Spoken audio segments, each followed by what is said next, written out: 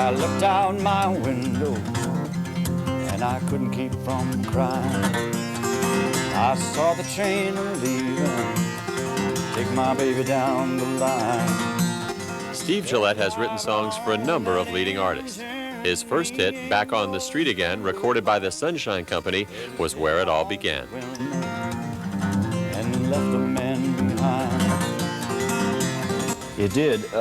It made all the other songs, have a little easier time being heard, and it brought a lot of opportunity to me as far as being able to perform my own work. It's great just to have some kind of recognizable, a little flag out there that has your name on it. And that was good. Linda Ronstadt, right around that time, did several of my songs, and she recorded a version of Back on the Street. Actually, I got to sing with her on it. It was a duet, which was a real thrill, too.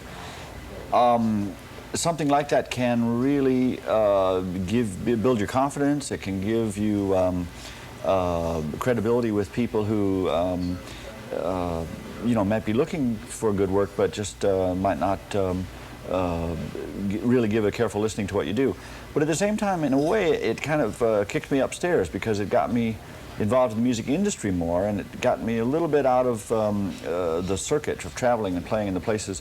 And that, more and more as I think back on it, I realized that that's where the music came from for me, was the small clubs and the personal contact, even with only a small number of people in the room, but the idea that it was a valid expression and interaction, and that you were encouraged to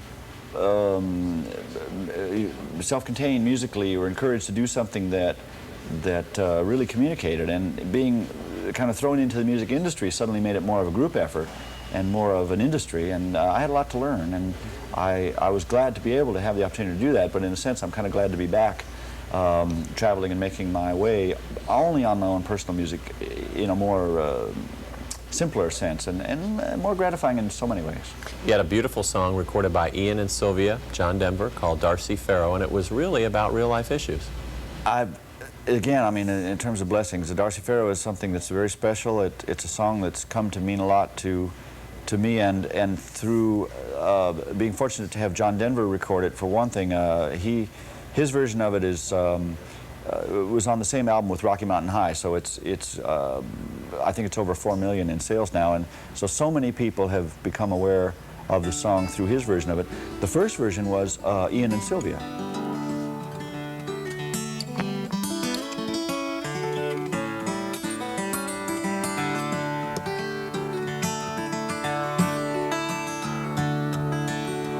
Where the Walker runs down into the Carson Valley Plain,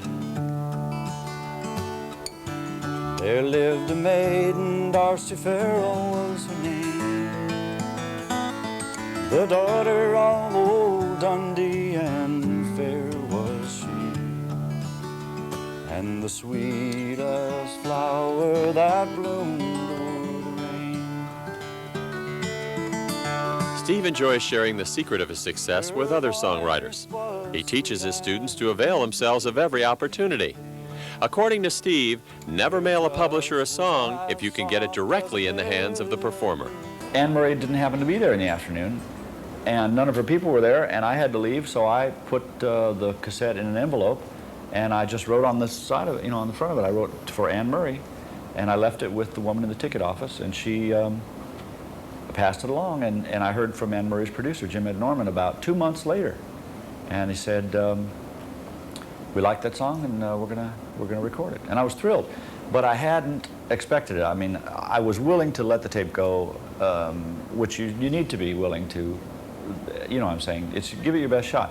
What I like about it is we get a room full of people who have a certain amount of awareness about songs. They know that there's the possibility there of them finding expression, finding a meaningful way to translate real issues in their own lives, and also the hope of finding a phrase or a musical moment that will capture the imagination of an audience, and hopefully at that point become or be a possible hit song. I know that some of us are wondering, well, what has to happen for us to get the work that we've already done into that stream? How do we get that flow? And the reason I'm making sure that we don't go too quickly into or skip over this is because it needs to be a complete flow. We need to see it from the very beginning, and we need to see it go all the way through, and we need to have something come back to us, or we won't be able to sustain the kind of energy that it takes. When crafting a song, Gillette counsels his students to look for that essential moment. In one way. There's something wonderful about the way that the words and the music reinforce each other or hang together, or the synergy of it, the way that a well-found phrase, sometimes it's very accidental, sometimes it's ironic, things that occur to us in a moment, or those times when we seem to be able to see a great distance or see something in our own experience that we can share with others. And to set that musically and to be able to have that emotional musical translation be true is in some ways a gift, but in some ways it's just working with it and hearing how others have done it and being willing to risk our own expression. I don't want to lose my newfound friend. So many things do fall through, but I don't pretend that she's the love I'm used to. Still I blame myself for every cruel and careless thing I do. She can't help it if she's not you. You have a new song called Grapes on the Vine that has been recorded by Waylon Jennings. Tell me about that song. Grapes on the Vine was a poem, a complete poem when I found it, and I admired it so much, and it's one of the reasons that I work with Charles now is because in a sense, I sort of pursued him and said, I really hear this, and I want to sing you what I've got with it. And of course, he pointed out that this music has been set to it 4 times. There are songs the birds don't sing to people, secrets that keep right through to the end, heroes that hide until forever. And I'm singing this song for one of them. He's the man that you passed on the road there, one with his life on the loose, going either somewhere or nowhere, going without me, without you.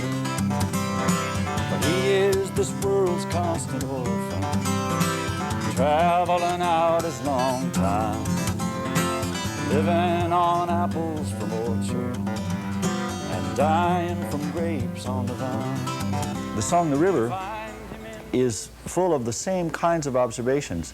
It's trying to recharacterize a sense that we have about our American past, the rivers, the Huckleberry Finn sense of it. And to me, I think Charles has done that really well poetically. He's someone who seems to have the ability to revivify these kinds of almost stereotypes that have become somewhat worn out, but he seems to be able to bring back to them a certain sparkle. And I like that about the river. That's one of the things that I was very enthusiastic from the first that he told me about the idea.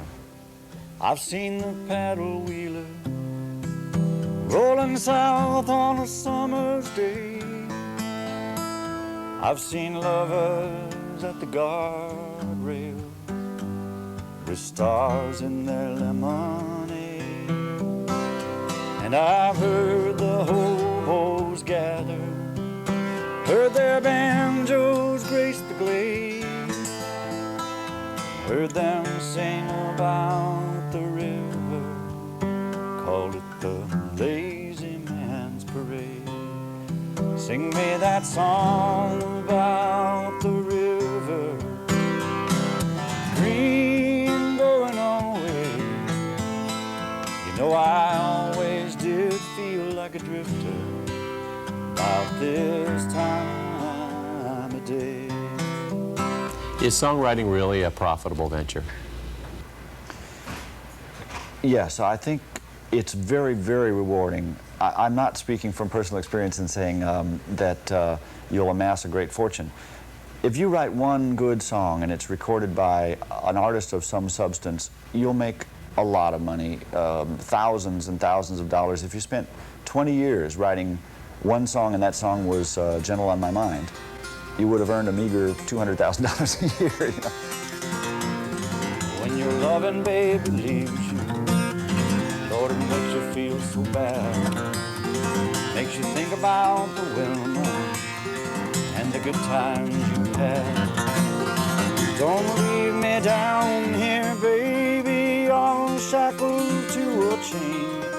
Won't you let me ride down with you, all on the 210 train? Won't you let me ride down with you, all on the 210 train?